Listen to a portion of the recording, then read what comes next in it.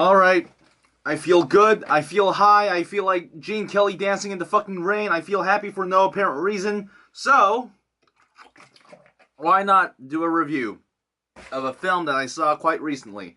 I'm also pretty happy because finally, tomorrow, I'm gonna go and watch La La Land, a film that I've been waiting for way too long, and I'm finally gonna see it. Let's talk about All That Jazz, a film that I always heard of. You know, it's like that one big movie that tied at the Cannes Film Festival with Kurosawa's Kagemusha. It's about Bob Fosse talking about himself. It's about the theater. It's about self-indulgence. It's about art and creating things and death and existentialism and all that good shit for films. So here's the thing. Sometimes, once in a while, you see a film that's obviously way too self-indulgent and dense, to understand on the first viewing. Films like Blue Velvet, a bunch of David Lynch movies, quite frankly, and basically every single Ingmar Bergman film kind of goes into this category. So it's kind of hard to understand these kinds of movies on the first viewing. However, it's rarer to find a film that's like that, but still emotionally resonates with you on such a huge level. And All That Jazz is kind of that movie. I really liked it. Maybe it's just because I'm like in this age where, especially kids my age, people, my water bottle just went berserk.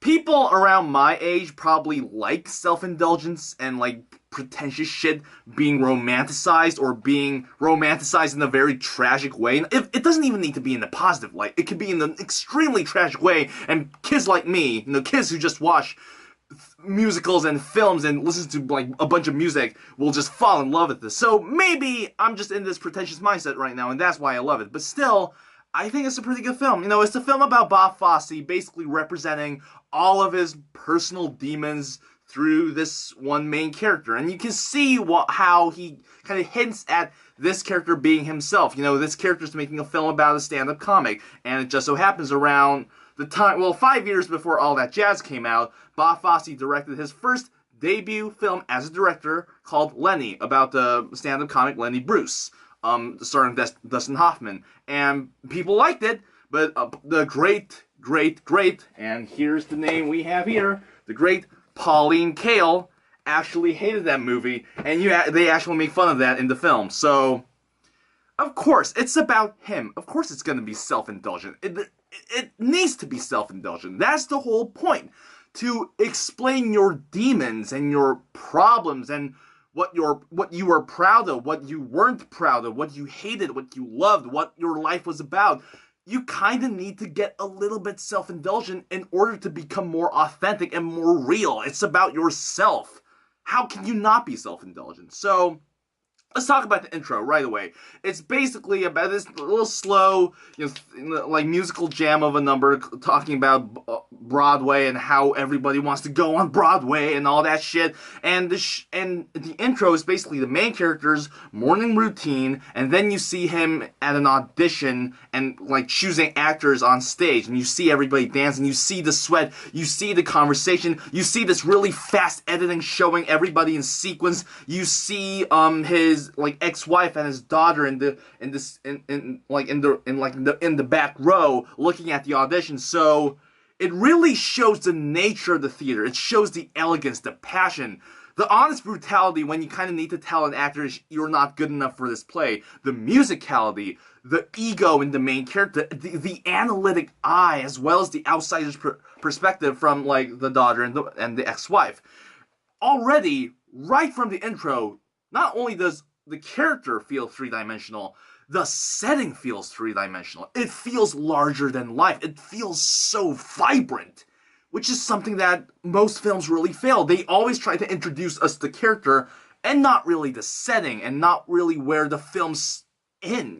It doesn't really introduce the world as an interesting place. But in this film, the theater seems interesting. Not only interesting, it feels passionate. So the main character is basically what happens when you mix undeniable talent, ego, arrogance, some really questionable sexual history, lust and an uncontrollable passion for art that's so powerful, it destroys everything. Well, you get an unbearable, but undeniably interesting character. Like this main, I can't remember the guy. I'm terrible with names in films, but basically the Bob Fosse surrogate of this film is one of the most hateable but interesting characters I've ever seen. Like, he's a womanizer, but he hates the lack of taste in anyone, even the most beautiful woman. If she laughs at something he finds to be terrible, he's not gonna have sex with her. Like, it's work, it's art before sex. And even in a huge argument where he kind of cheated on his girlfriend, even in an argument like that, he notices a good line to use in a film or a play. Like, he's so into this, in his own world of art that he doesn't really care about what's happening in his personal life. And that's why it all kind of crumbles down. You know, even when he's with his daughter, even when he's spending time with his daughter, he's at the studio. He's dancing with the daughter. Even this father-daughter bonding time is in the form of art, of theater. So you can totally see where the arrogance and the self-indulgence is coming from. So yeah, we get that certain details and certain scenes explain this character very well. How can we make a great film with an outstanding character like this? How can we make this character more interesting? Not only make it more interesting, make the film in itself more interesting overall. Well, usually with most weak directors, you have like certain techniques. You make the story more interesting. You give in a twist. You make a side character become more involved into the story. No. In this case, with all that jazz, I guess Bob Fosse just decided to go, fuck it, let's just do everything. Let's just do everything that we can do, anything that's possible, and we'll make it interesting. Because if you do everything, technically, something's gonna work. And in this case, everything works because you have a main character that's so interesting that through him, everything becomes more interesting overall. That's just the default. So, like, we show his defeat because he buckles. There's this great scene where he just buckles down in front of art that comes from a very pure place. Because there's a scene where his girlfriend and his daughter basically kind of show him this little dance routine they made together. And it's obviously not professional. It's kind of shaky, but he smiles and he realizes this art that's coming from a pure place is going to be way better than anything he's ever going to make. You can show his work. Like, there's this great scene where they basically show what he did with a very terrible, really cringy, really overly saccharine musical number, and he made it into this really erotic, dark, existential musical number with this great dancing and this really sensual vibe going on, and you see the beads of sweat, the anger, the lust, and the passion oozing in the dusty, like, shady theater studio New York lighting. It's so good. You know, also show his perspective. This film is just filled with great scenes.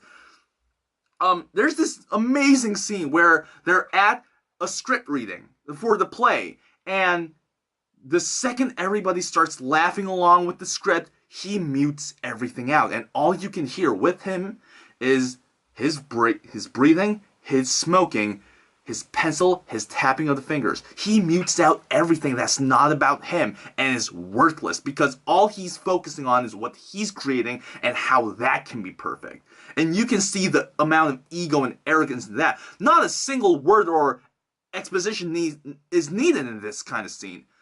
Just with the sound design, everything is done. You understand what kind of person he is. That's good filmmaking. Minimalism, doing everything that overusing of any technical effects can do, is good filmmaking. Make him, like, be multi-layered. Like, the film basically is constructed of two settings. The big setting, you know, the reality setting, the New York setting, the apartment, the theater and whatnot, and then the other half of the film is within his mind. And even in his mind looks like the backstage of a theater. And in here, visuals are just, they come alive. There's this, like, woman in, like, veil played by Jessica Lange is basically like the angel of death or something. And everything looks like a prog rock album cover. it looks so interesting, and the conversations he have in his head are so self-revealing and so like self-deprecating, but it has such a great sense of humor that you just laugh along with it. It's so self-indulgent, but and admittedly it's kind of expositional, but it's done in such a funny and humor um humor heavy way that you just kind of go with it. You know how like Woody Allen films can be expositional sometimes, but the jokes are so good that you just go with it? It's kind of the same way. Also show how he sees himself. So we've seen his defeat. We've seen his work. We've seen what the world looks like through his perspective. We've seen him being portrayed in a very multi-layered way within the reality of the world and within his own psyche. Now let's see how he sees himself. And this usually comes out in this film, at least, it comes out in the end.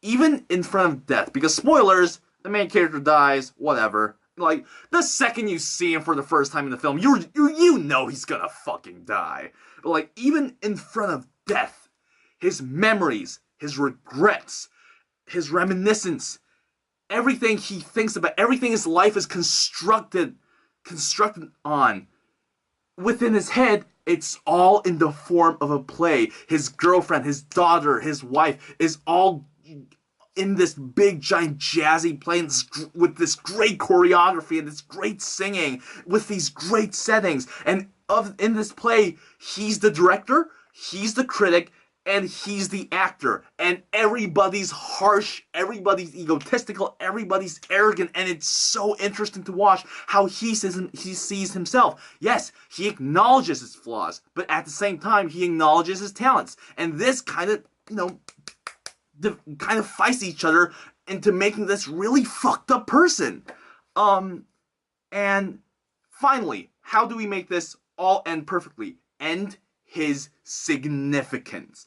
End on a note that's so fucking bleak that it vomits on the ideals of life and love, and it's so bleak that it will make every single artist or every single person who wants to be an artist reconsider their choices, their lives, their standards, their everything. It's so dark. Just watching this extremely talented person just crumble down and destroy himself. This isn't even everything about the film. Like, I still don't know what the Jessica Lange characters was supposed to be about. I'm not really sure how like the psyche sequences would work. I'm not sure how I should explain the editing. It's kind of Godardian, but it's not at the same time. There's obviously a lot of French New Wave influences there because, 70s New York films had a lot of French New Wave influences overall, and the American New Wave influences are definitely all there. It's gritty, it's colorful, it's shady, it's filled with humor. There's a lot of things I'm not explaining here. There's so many other great scenes that I got to get to. And I don't know, it's been a while since I've seen a film where I'm just interested in every single detail of the film.